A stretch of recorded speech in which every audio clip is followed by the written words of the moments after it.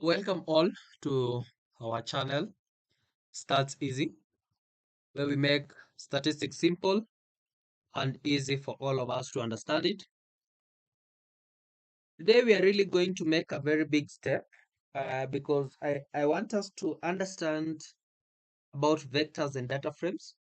I know this is the heart of R data handling. So, for you to handle data, you have to understand what is vectors, what is data frame.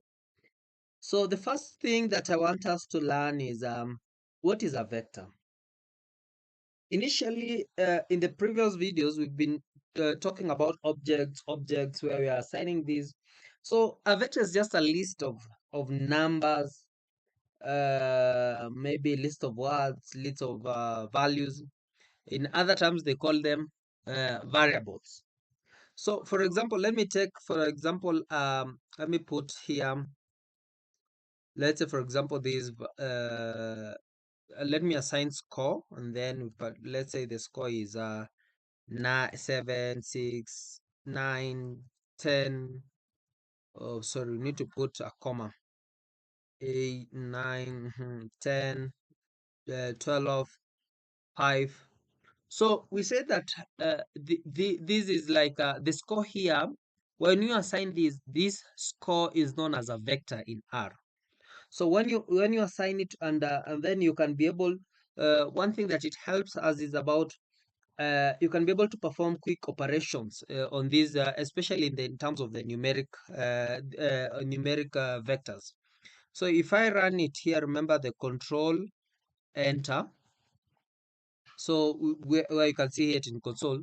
So in the environment section, as you can see, I already have this object here, but now this is a vector and it is numerical. So similarly, it is a list. Let's say I can even put names. Let me put name. And then let's say, for example, that is C. And then let's say Kev. Remember, for text or character, you have to put the quotation marks between each, for each, so that now you can tell R that this is this is a text or a character data type. So we have Eli. So we have comma. We have Anne. So which other one that I can put? We can have like Jane. We can have let's say pets.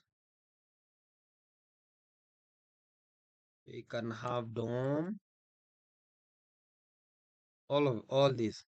So you can see already we have another vector, and the good thing about vector, or the it as I initially mentioned, I can be able to perform quick operation. Let's say, for example, I want to know the mean score. So it's just the mean, and then I'll say it's the score here. Uh, and then, of course, I've gotten the mean score as 8.5. I can even try to get what is the max. Remember, one of the good thing about this, sometimes you might be having a vector with like 1,000 values or 1,000 observations in it. So you might not go looking into max. Right now I can see the maximum value is 12. But when it is that much, how can I be able to look at the maximum score? So the maximum score here is 12. So that is how you can even do the minimum score. You can do all these. You can do the sum. You can do everything that you want. So the next thing that, or the second thing that I want us to learn is about accessing elements. So how do you access elements in a vector? So when you want to access elements in a vector, we have very powerful functions, or a command, that is the square brackets. For instance, I want to understand uh, what is the second, once I have listed the names here, what is the second name? Of course, we can see the second name here is Eli. But if I want to say what is the second name, so I'll just come here and say name, and then use the square brackets. You see the square brackets there? And then now I can say number, let's say for example, I want to say number 2 because it's the second. So, and then tells me the second listed there is Eli. So you can even try and say, because remember we had 6 of them here. Can say, let me say, what is the sixth name? The sixth name is Dome. So that is how you can be able to, and sometimes I can even try and say, I want the fourth to the fifth. Maybe you might be having some data, and maybe it is listed and they have 100 observation, and you want to see from the fourth to the fifth number, which are they. So I can even still say, but now here you put the variable of the vector name, and then I want 3, and then you put that, and then you say up to 5. So it has listed Anne, Jane, and Pet. So you can see Anne, Jane, and Pet. So this was the third, the fourth, and the fifth. So that is how you can be able to list all these names. And sometimes you can say, I want all these names except the fifth name. What do? You use the minus sign. So I can say name, and then still put the square bracket, and then negative. Let's say remove Pet. Pet was number 5, so remove 5. So you see, I have Kev, Ellie, and Jane, but I don't have Pet. So Pet has been omitted. So this can still be done to the scores, can still be done to all these other things. So the third thing that I want us to learn is about operations on vectors. So as we had already have vectors, the other side. So let me put another vector here, like age. Let me say age. These are just hypothetical data. So if I want age, I can say, let's say 12, 8, uh, let's say 10, let's say 11, say 9, let's say again 10. So I think you can put that. So again, I have now these two. So when you want to do operation that is specifically for the numeric, you can be able to do you can be able to perform operations element by element, so they have to be matching. Like you can see here, age has 6 values and scores has 6 values, so I can be able to do operations between age and score, that is each and every one of them. And also I can be able to do operation within each. Let's say for example, it is I want, let's say, to add age and score. So I can even say score plus age. So I get that. And even I can even create a variable. Remember in the previous, and let's say I can say total. Total is equals to age plus score. So you see total, I've already have total. So total is age plus score. So you can see it is matching. That is 7 plus 12. That was, it is supposed to be 19. Of course, we've already been given here 19, 16. So that is matching, and that is one thing we call vectorization in R. Similarly, you can even decide and say, let me create a new variable here. You can say, let's say age. I want to know the square root of age. So let me say age root is equals to be, you remember the inbuilt function, the square root of let's say age. So you see, so we already have here the square root of age. So even if I can, so I can be able to work on that age vector easily for me, so that rather than computing for each and every observation or each and every value, we having that vector, you can be able to perform operation within a vector, so that it will be performed in all the observations within that vector. So the next thing I talked about data frame. So what is a data frame? So we've already understood the concept in terms with the vectors. So let us now talk about the data frame. So data frame is like a table. We understand what are data sets. So data sets are whereby we have variables and which are like columns, and then we have observation in. So similarly, that is what we call like a data frame in R. That is just like a data set. So initially we had already created our own vector. So you can see here we had score, we had name, we had age, and all other. So we can be able. So one of the things that we can be able to do, but we have to ensure that our vectors are of equal length. So like here you can see all of them are 666. So then now we can be able to form a data frame. So for me to form a data frame, I want to combine all these vectors so that they can be in one data set, which will be now a data frame. So let me call them candidate. Let me call this candidate. So candidate will be data frame. So of course it's the data frame, and of course here it tells you the function. It creates data frame tightly coupled collections of variables that will share. So you see, we are collecting all these vectors or all these variables so that we can be able to form a data frame or a data set. So we had what we had name. Let me start with the name. I have age, and we have score.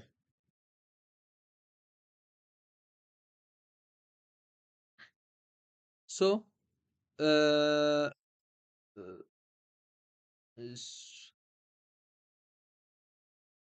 so I have this. So you can see what we have here. So I already have this. Now it tells me we have data. Our data has 6 observation of 3 variables. So here is our data here. So you can see Kev is of age 12 and scored 7. Ellie is of age 8 and scored 8. Anne is of age 10 all the way to Dom. So that is how we can be able to create our data frame. So the next part, as we had seen, is about accessing the data frames. We had already seen accessing vectors in the other side. So how can we be able to access? How can we be able to access a data values in the data frame? So for example, I want to say I want to now see. For example, I want to see here we have how many? We have how many columns? We have column 1, 2. It already tells you. Look at there at the top, column 2 and column 3. And of course, we have curve, we have all these. So the main thing that we usually, as we had seen here, let me just type here, the the square brackets. So these square brackets really help us on how to do. So we have, let me say, put X and Y. So this X represents the number of row, and Y represents the number of column. For instance, I want all values for Kev. Kev is in row 1. So Kev is in row 1. So how can I be able to do that? So what I can be able to do in this case, I can come and say candidate candidate, and then of course I put the square bracket. Kev was in row 1, that's what you see, and then comma. I want everything about Kev in row 1, and then after that, and then of course control enter. So it has told me that it was row 1 Kev. You can see here at the console, Kev uh, Kev 12 7. So you can see. So that's how, let's say for example, I want to know everything to do with the scores. Scores are in which column? Scores are in column 3. So in column 3, I can just say candidate. I want to extract and just look at it. So that is comma, because I want everything, and then 3. Look at it. So 7, 8, 9, 10, 12. All these are scores that we had already inserted. And even you can go further and say, I want specifically number 5, that is pet, at age. So here, which is it? So this is, which row is this? This is row 5, column 2. So row 5, column 2, I can come again and say candidate, which is the data frame, candidate, and then I put my square, and then I put, we've said it is one, it is 5 2. So 5 2 is 9. So 5 2 is 9, that is of which it is here. So that's how you can be able to access all these values in the or observations in the data frame. So the next thing that I want us, which will be our last section today, is about the useful operating functions in data frame when you are just trying to operate data frame. There are three main things that I want us to learn in when we're operating a data frame. So one of the things that I want us to learn is about getting the first and the last few rows in your data frame. So let's say, for example, you just want a quick view of your data frame, the first few rows and the last few rows, the first few and the last one. And then the other thing is just knowing basic statistics. So what entails in this data, like the mean, what is the maximum, what is the minimum, just at a glance immediately. And of course the structure and the data type. So I want to understand what data type do I have currently in my data. So as I had said, let's say, for example, I want to see the first few. So the first few, you use the you see, it returns the first or last part of an object. So our object here, let's say, for example, it's candidate. I want candidate. So you see, because our data is so small, it gives us everything there. But if it could be our data of, let's say, 1,000 rows or 1,000 entries, it could have given us the first like five or so, or even 10 values, so that we can be able. So if you want to see another one is about tail, which is candidate. So again, it will repeat because our data is still small. So, but if we could having 1,000 entries, it will have given you the last 10 of them. So which will go. The other thing is about the summary. So let us use summary so that can tell us just some simple statistics about our. So look at it. It tells us name is of length of 6. It has character. It is of character class. You remember class. The mode is about just the frequency, but now it's not mainly used there. And then age, the minimum age was the first quartile, the median, the mean, the third quartile, and the maximum value. So it tells you at a glance, this is how your data looks like and how you can be able to use it. So, and then another thing is the structure. Always use this one, structure, which tells you the data type and everything. Candidate. So look at it, candidate. It tells you the data type. So name, it's a character. Age is numerical. So maybe you'll want to perform some analysis, you want to do some correlation, some regression, some modeling. So it already tells you if you're going to use, you can only, because some of the statistical functions can only be performed when the data type is of this type. Maybe you want to perform a chi-square. I need categorical data. So maybe my data was in terms of character. So I need to change it into a factor so that I can have all these levels. So that is all that we had prepared for today. And maybe just to recap what we've learned on how vectors store a single type of data. Let's say that is the character. So as what we can see here, we had done about scores, we had done about the names here of what we've been told. We've learned about how to access elements in a vector and of course in a data frame using the square brackets, which I've shown you. The other thing we've learned about is about data frames, where we can see data frames tend to store various vectors or various variables. So like the candidate is a data frame or a data set where we have just manually developed it. And of course some inbuilt function like the summary, the structure, and of course the tail and the head, where we can just have a snapshot of how our variable of our data frame looks like. So thank you, and remember, if you're really enjoying about our classes, remember to subscribe. In our next video, we'll be learning about importing and cleaning data. That is real data now. Now we'll be importing data from all these. How can you how can you read data from Excel, as CSV files, SPSS, and all these. So we are going to just learn about it. So thank you so much, and remember to subscribe again. Thank you.